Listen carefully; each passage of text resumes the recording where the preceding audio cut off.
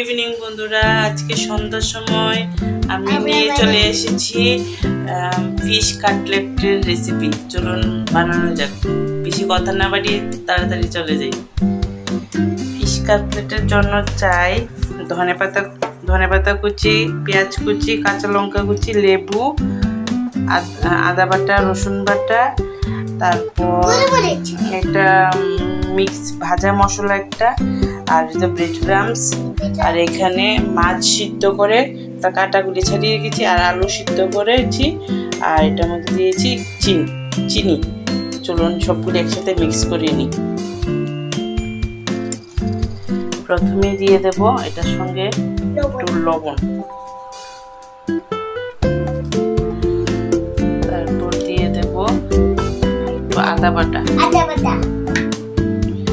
সঙ্গে আমার ছেলে আছে, ওর কথাটা একটু একটু শুনবেন। দিয়ে দিলাম রসুন বাটা। রসুন বাটা একদম অল্প পরিমাণ, বেশি দিলে ভালো লাগবে না। তারপর দিয়ে দেব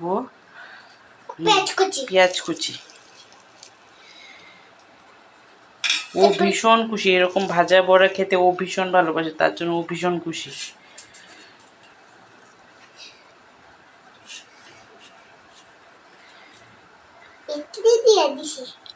সবগুলি এবার ভালোভাবে মিক্স করে নেব।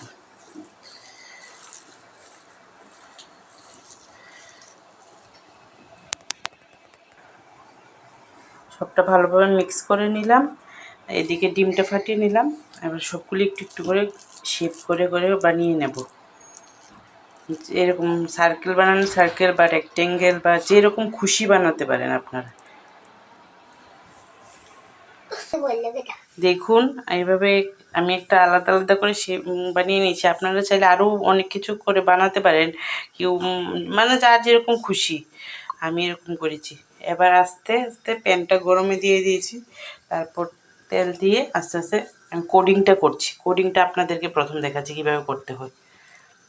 প্রথমে হাতে দিয়ে ডিমের এটাতে ভিজিয়ে নেব। তারপর ব্রেড ক্রামস দিয়ে দেব, হালকাভাবে ব্রেড ক্রামস দিয়ে দেব। আপনারা চাইলে এটাকে স্টোর করেও রাখতে পারেন, যে কোনো সময় বা খাওয়ার সময় বা সন্ধ্যার সময় যে কোনো সময় ভেজে সঙ্গে সঙ্গে খেয়ে নিতে পারেন। তারপরে আমরা করব ফ্রাই এগুলিকে। আমিও বলবো। তারপরে আমরা ডিমকে মিক্স করে দিয়েছি।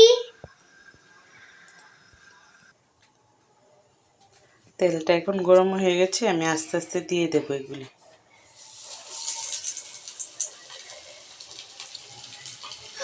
বিস্কুট আবার কেনে? বিস্কুট কেন?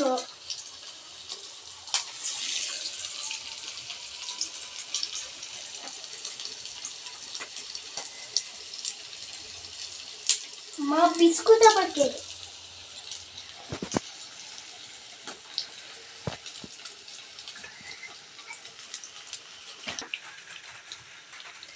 দেখুন কি সুন্দর হয়েছে কালারটা, বা কতটা ক্রিস্পি হয়েছে জানি না, কিন্তু এটা হয়ে গেছে একদম রেডি। একদম চকলেট। এই দেখুন কমপ্লিট হয়ে গেছে। এখন আমি আরও কিছু ভাজবো, তারপর সস এবং পেঁয়াজ কুচি কাসুন্দি দিয়ে দেবো। Thank you. এখন আর পারছি না ভিডিওটা কন্টিনিউ করতে, কারণ অনেকটি কাজ পড়ে আছে। তাই থ্যাংক ইউ।